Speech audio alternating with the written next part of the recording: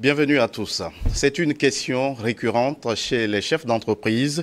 Comment atteindre les objectifs de performance dans un contexte entrepreneurial? Il existe des moyens pour un dirigeant d'entreprise de progresser vers la voie du succès. Et c'est ce que nous dira sur ce plateau Dr Sonia Akpeje Asogba. Vous êtes PDG du cabinet Excellis Santé basé en France. Merci d'avoir répondu à notre invitation, madame. C'est le plaisir pour moi. Alors, madame Asogba, une question pour ouvrir cet entretien. Quel regard vous portez sur l'écosystème entrepreneurial dans son ensemble sur le continent africain et précisément au Togo? Alors, merci pour cette question. Moi, je vais porter un regard de quelqu'un qui vit en Europe et qui est en train de découvrir en fait cet écosystème-là. Et du coup, c'est un regard vraiment neuf qui est neutre aussi.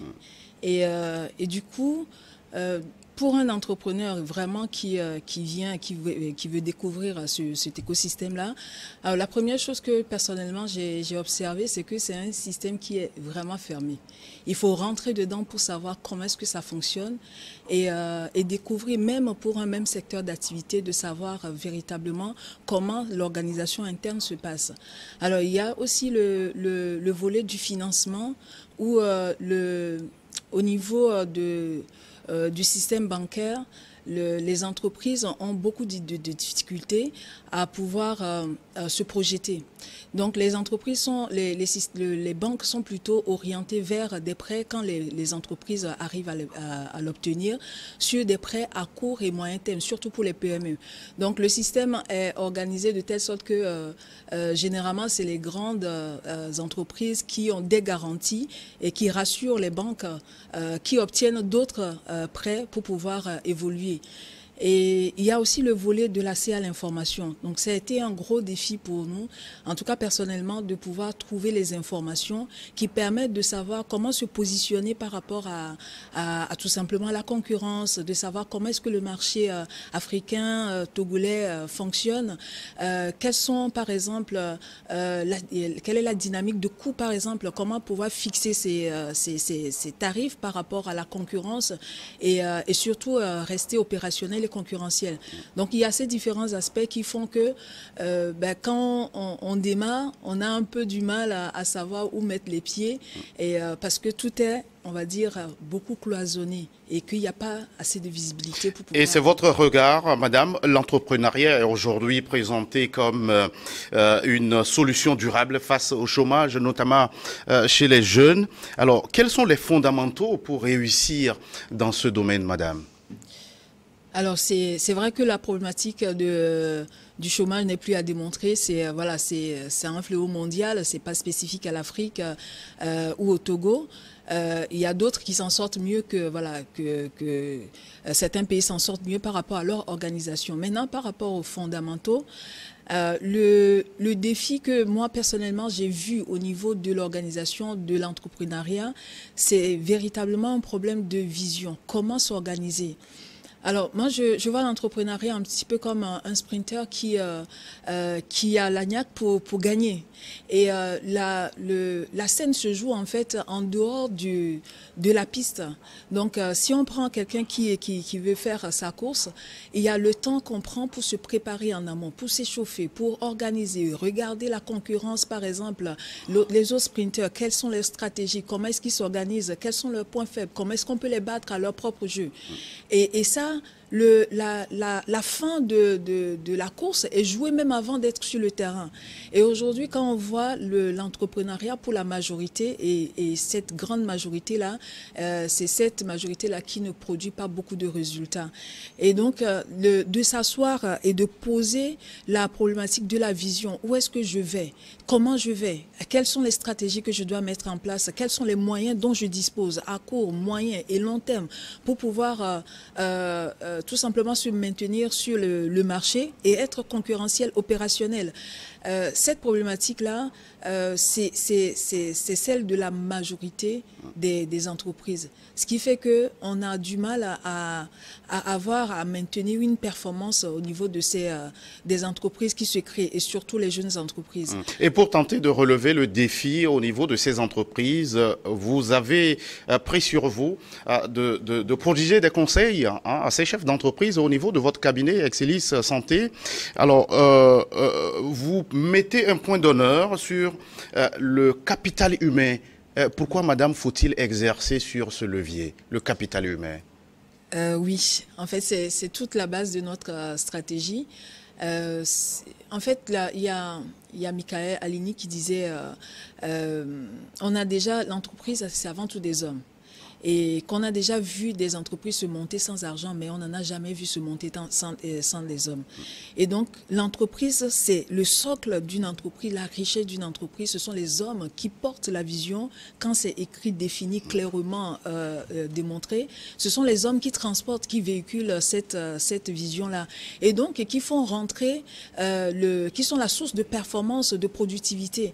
Et donc, aujourd'hui, faire une entreprise sans investir, sans mettre les moyens sur les personnes qui vont porter la vision, qui vont permettre à une entreprise de croître, je pense qu'on est dans, pour ma part, hein, je pense qu'on est dans l'erreur. Et aujourd'hui, le capital humain, c'est un petit peu une thématique qui est à la toile et qui remet en fait le débat de l'entrepreneuriat sur l'humain en fait.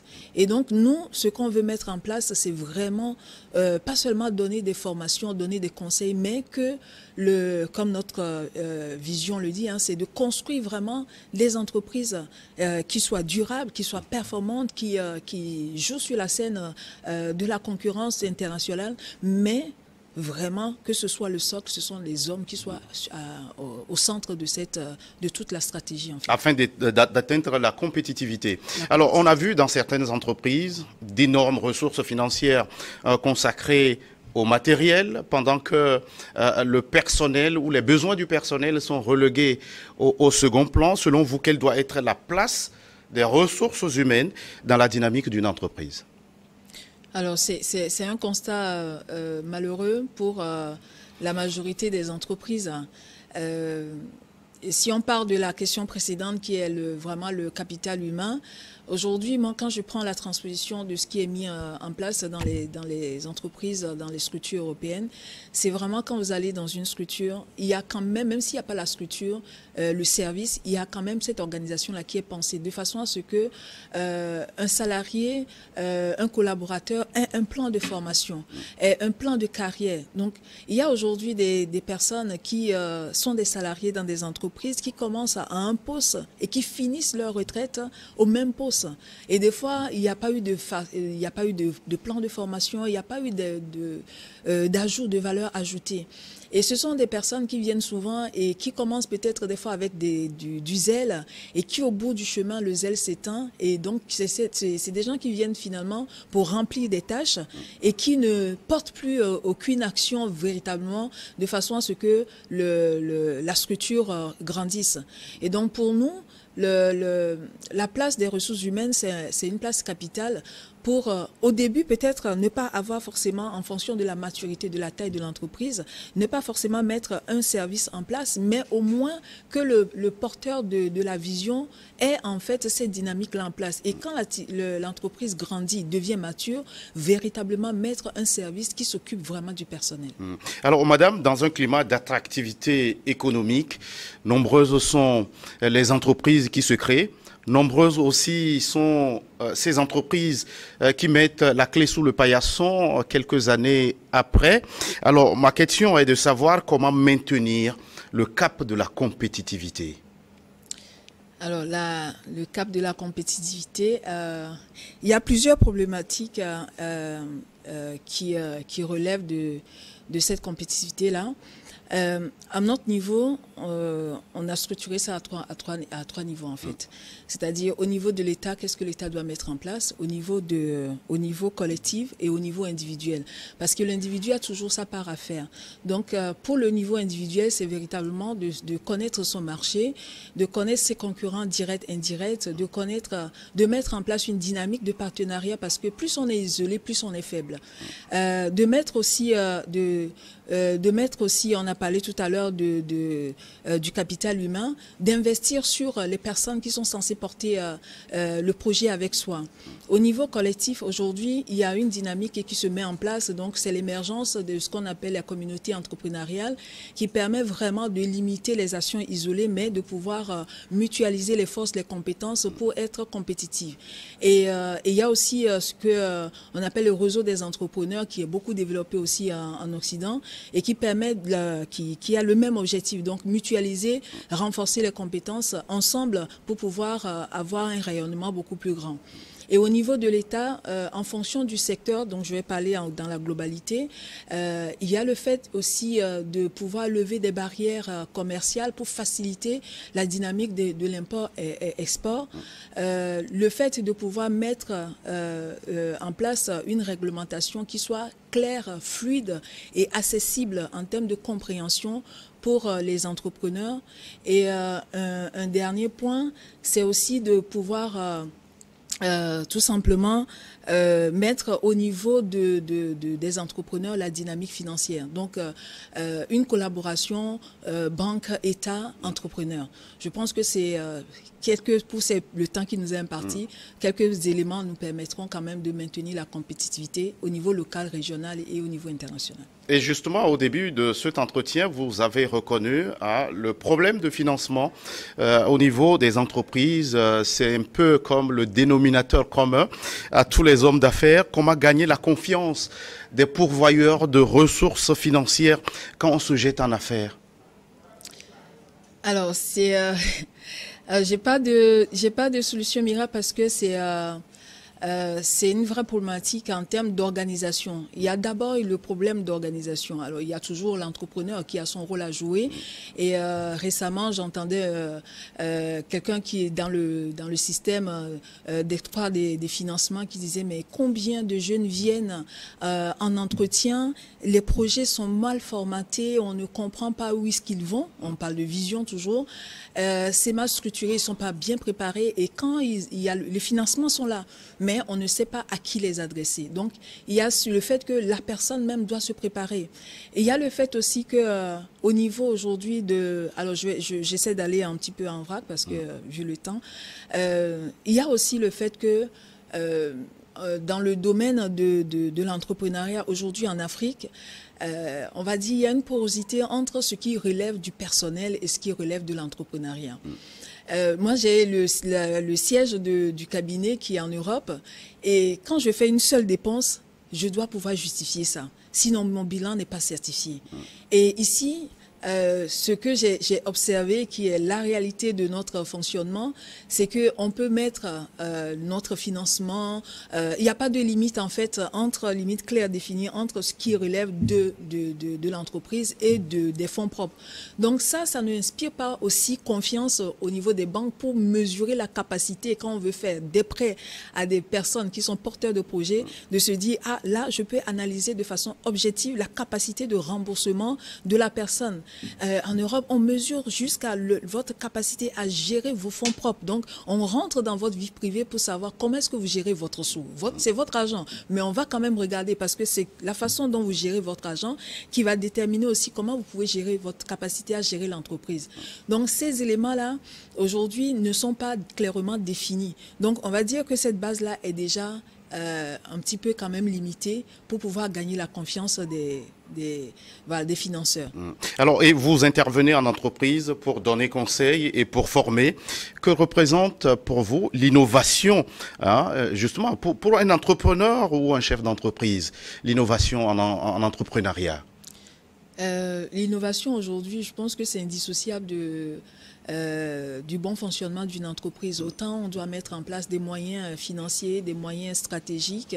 L'innovation doit être au cœur aussi de l'entrepreneuriat. Et Parce qu'aujourd'hui, le monde évolue tellement vite que si on n'innove pas, si on ne remet pas en question notre fonctionnement, aujourd'hui on parle beaucoup d'agilité et c'est un système que nous avons vu, cette capacité à innover, nous l'avons vu en plein Covid, où beaucoup de systèmes qu'on avait avant, qu'on trouvait des fois obsolètes. Je parle par exemple je pense que tout le monde utilise aujourd'hui WhatsApp, on utilise Zoom, c'est des outils qu'on ne connaissait pas. Mais il y a eu une situation qui s'est posée, qui est arrivée, et beaucoup d'entreprises les plus agiles se sont adaptées. Et c'est cette capacité-là à s'adapter, à réorganiser. Des fois, c'est pas juste des produits, des nouveaux marchés, des nouveaux produits à mettre sur le marché. C'est juste peut-être une réorganisation à mettre en place dans un fonctionnement.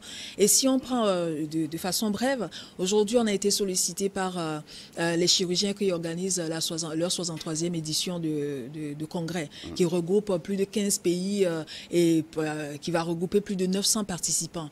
Et ça, personnellement, on a trouvé que c'est génial parce que habituellement, les entreprises se disent on est capable de tout faire alors que ce n'est pas leur compétence. Et des fois, ça use le personnel parce que en fait, c'est pas leur compétence. Et de pouvoir repositionner aujourd'hui le fonctionnement, donner les compétences à des structures qui savent ce qu'ils font. Moi, j'ai beaucoup salué l'initiative et ça permet aussi à cette équipe locale de pouvoir faire ce pourquoi ils sont là en fait, c'est-à-dire leur corps de métier en étant tout simplement des médecins et laisser à une structure qui va s'occuper de tout ce qui concerne l'organisationnel pour eux. Donc, je pense qu'il y a aujourd'hui ce fonctionnement-là est indissociable totalement de la réussite d'une entreprise. Et on ne peut pas entreprendre si on n'est pas en mesure d'innover?